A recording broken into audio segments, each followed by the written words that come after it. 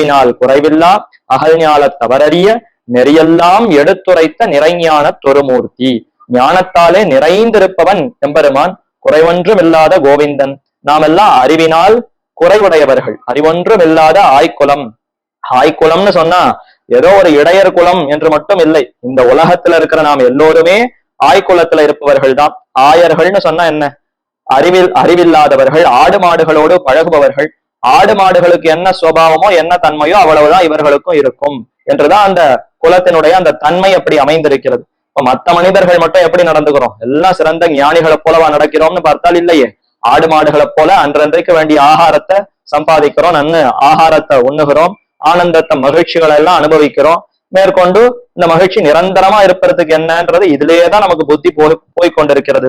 அப்ப நாம அத்தனை பேருமே ஆய்குலத்துல பிறக்கவில்லைன்னு சொன்னாலும் அந்த குலத்துல இருக்கக்கூடிய அதே தன்மையைத்தான் கொண்டிருக்கிறோம். இப்ப அறிவொன்றும் இல்லாத நமக்கு எம்பெருமான் நிறைஞான தொருமூர்த்தியாய் அனைத்து அந்த சாஸ்திரங்களுடைய சாரமான அர்த்தத்தை எல்லாம் பகவத்கீதை என்னும் சாஸ்திரத்திலே வெளியிட்டருளினான்.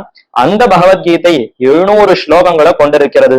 மறுபடியும் 700 ஸ்லோகங்களை வாசித்து அர்த்தம் தெரிந்து கொள்ள வேண்டும்னு சொன்னால் சிரமமாகி போகுமே.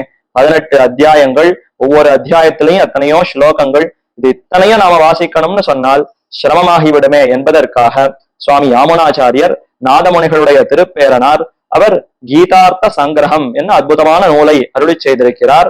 ஒவ்வொரு அத்தியாயத்திற்கு சாரமான பொருள் என்ன, 3 ஷட்கங்களாக பிரித்து முதல் 6 அத்தியாயங்களுக்கு சாரமான அர்த்தம் என்ன, 2வது ஷட்கம் மத்தியம ஷட்கத்தினுடைய சாரம் என்ன, அதே போல சரம ஷட்கத்தினுடைய பொருள் என்ன, முழு கீதை சாஸ்திரத்திற்கும் உண்டான சாரமான பொருள் என்ன, இப்படி பல அர்த்தங்களையும் அழகான ஸ்லோகங்களிலே வெளிப்படுத்தியிருக்கிறார். ஒரு குறிப்பாக வரைந்தால் அது எவ்வளவு அழகா அப்படியே பார்த்து நொற்று பண்ணுவதற்கோ சட்டன நினைவுபடுத்திக் கொள்வதற்கோ அது எவ்வளவு பயன்படுமோ அந்த மாதிரி இந்த பகவத்கீதையில இருக்கிற அர்த்தங்களை ஒரு குறிப்பு போல இந்த ஸ்லோகங்கள்ல அற்புதமாக விளக்கி இருக்கிறார் சுவாமி யாமுனாச்சாரியர்.